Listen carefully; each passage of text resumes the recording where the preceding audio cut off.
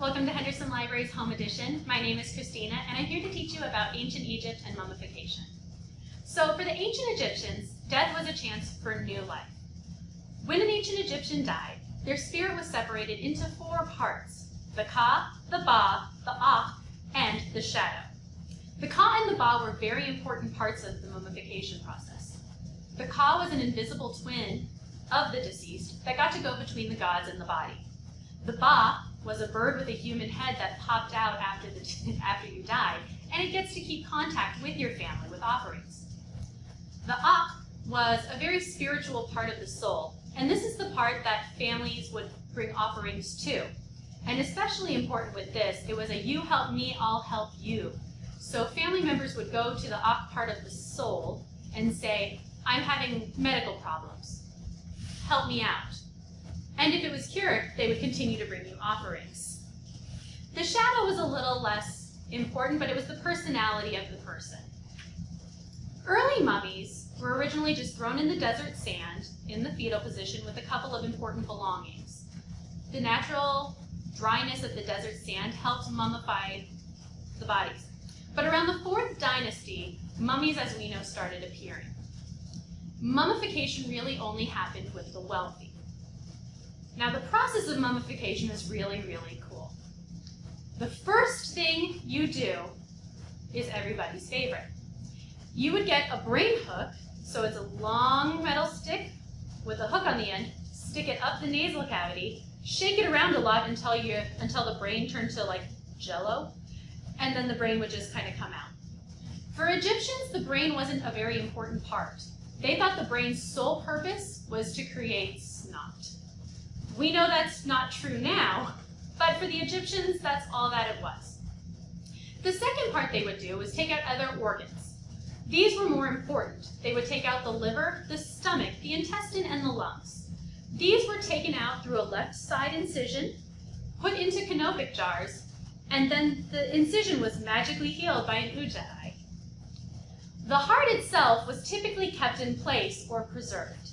The heart was the vital part of the journey of mummification. The story with this goes that if you had a good heart, you could get into the underworld. There was a weighing of the heart ceremony, and if your heart weighed less than a feather, you were pure of heart.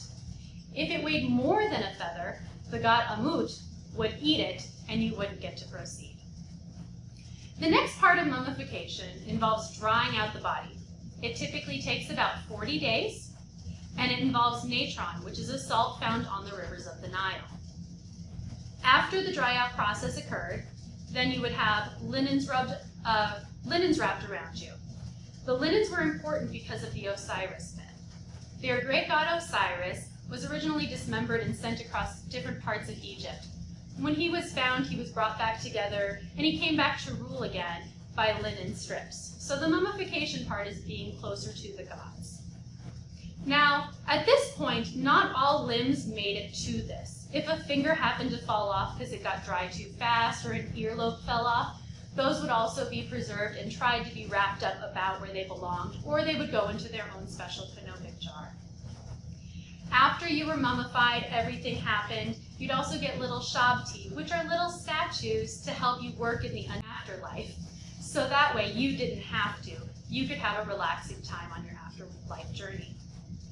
The last part, your death mask would be placed on. This was important because, again, your Ka and Ba have to recognize you in order to come back to your body. So your name is also very important. You had to have your name written down on a couple of different locations, so that way your soul could find your body again, just in case something happened to it. It was very important for the Ka and Ba to be able to recognize you. Otherwise, you might not be able to get back to the underworld, get back to your body, get back to the offerings, and the cycle would be broken. All right, guys, now we're going to be doing our own mummification process. So if you've collected the kits, you should have something like this. First thing I'm going to need you to do, cut out all of the things on the side. So once you have that, what we're going to do is, as we know, we take the brains out, done. Then we're going to take out the organs. Now with this, you have to put it in the correct canopic jars. So we have our canopic jars listed out here. So the first one, we're going to pull our intestines. They go to Kebe-Senoweth. That's the falcon. So you want to get those in your falcon canopic jar. The second one you're going to want to do is get the lungs. He goes to Happy. Happy is the baboon. He is in charge of the lungs. The third one is Imseti. Imseti is the one who looks like a human. They're going to get the liver. The fourth one is Duamutef. That's the jackal, and they're going to get the stomach. So once you have your canopic jar set up, you're all good to go. Your mummy is ready to be dried out. Wait 40 days. All right, come back to it now.